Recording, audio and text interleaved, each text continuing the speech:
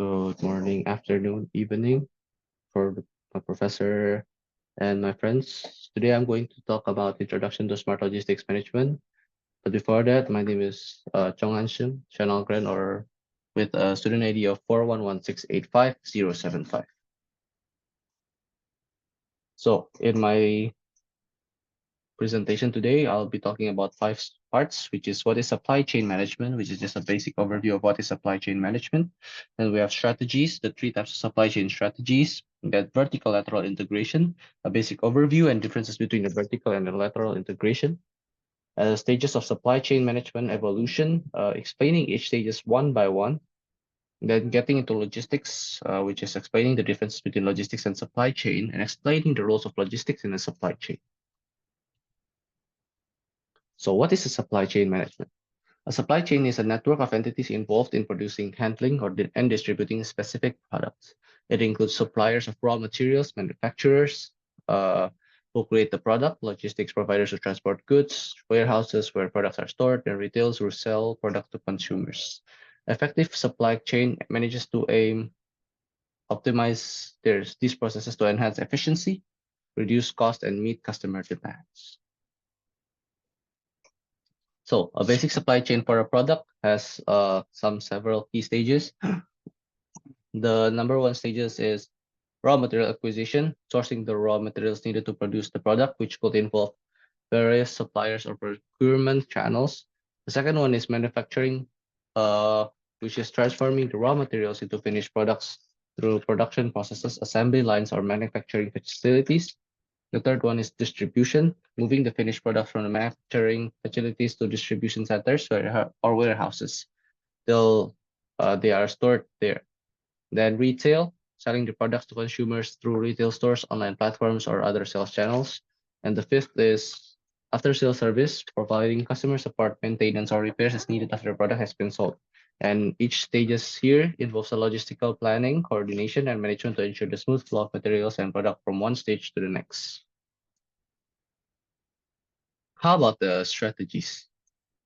There's three types of strategies. First is reactive strategy. This involves responding to disruptions or changes in real time. It relies on quick decision making and flexibility to adapt to unexpected events. The key components here is rapid response capabilities, which is the one I told you, which is quick decision making and flexibility.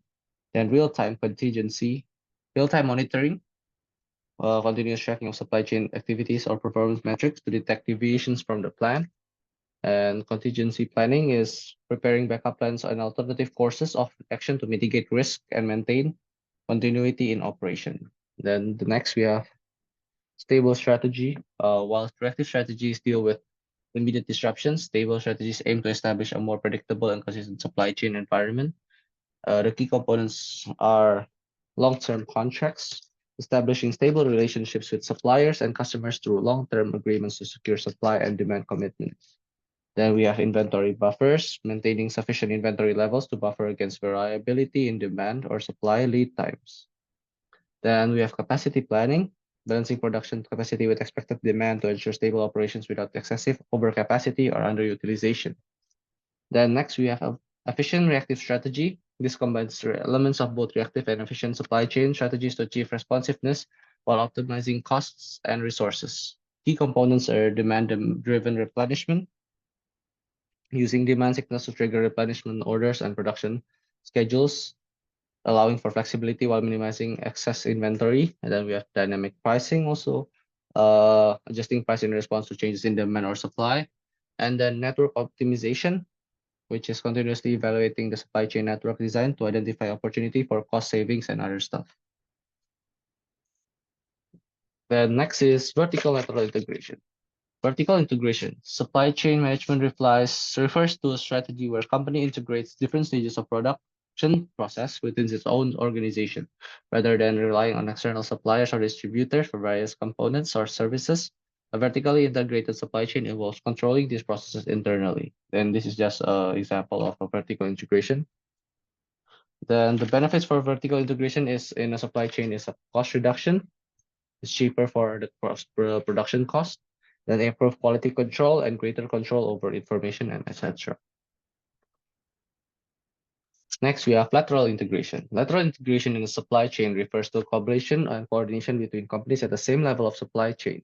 This approach can lead to increased market share, reduced competition, shared resources, and improved efficiencies through the pooling of expertise and capabilities. And the examples include alliances or mergers between manufacturers, distributors, or retailers. Unlike vertical integration, which involves taking control of upstream suppliers or downstream distributors, lateral integration focuses on partnering with or acquiring businesses that operate at the same stage of production or distribution process. Next, we go to stages of evolution supply chain management. There's 5 stages. First one is stable.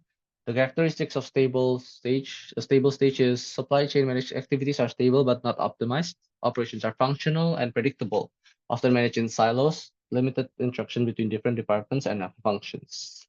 Then we have multiple dysfunction characteristics, fragmented supply chain with minimal coordination. Different parts of the supply chain operate independently, often leading to conflicts and inefficiencies. Then we have semi-functional enterprise characteristics, some level of coordinations and integration with the enterprise. Functional areas such as procurement, manufacturing, and distribution begin to align their activities. Implementation of basic technology solutions to facilitate communication and data sharing. And the fourth, we have integration enterprise. The characteristics are high level of internal integration across the entire enterprise, collaborative planning and execution across functions, use of advanced technologies such as ERP, enterprise resource planning systems to support decision making. And the fifth is extended enterprise. The characteristics is full integration and collaboration, not only within the enterprise, but also with external partners. Use of advanced technology like supply chain management, SCM software, Internet of Things, IoT, and advanced analytics. Now, getting into logistics. The difference between logistics and supply chain. Logistics focuses on efficient movement and storage of goods from origin to consumption, encompassing transportation, warehousing, inventory management, and order fulfillment. It deals with the tactical day-to-day operations to ensure timely delivery and cost minimization.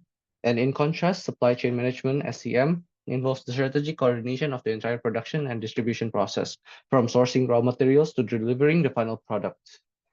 SCM also integrates and optimizes all supply chain activities, including logistics, to enhance overall efficiency, collaboration, and responsiveness to market changes. And lastly, the roles of logistics in the supply chain. Logistics plays a crucial role in supply chain by managing the efficient movement and storage of goods from the point of origin to the point of consumption. Key functions include transportation, which involves selecting the best modes and routes for delivery, warehousing, which ensures proper storage and handling of inventory, and inventory management, which balances stock levels to meet demand without overstocking or stockouts. Logistics also encompasses order fulfillment, processing and delivering customer orders accurately and on time. Additionally, logistics manages the flow of information, ensuring all parties have accurate and timely data to make informed decisions. By optimizing these activities, logistics aims to minimize costs, improve efficiency, and enhance customer satisfaction. That's all for my presentation. Thank you.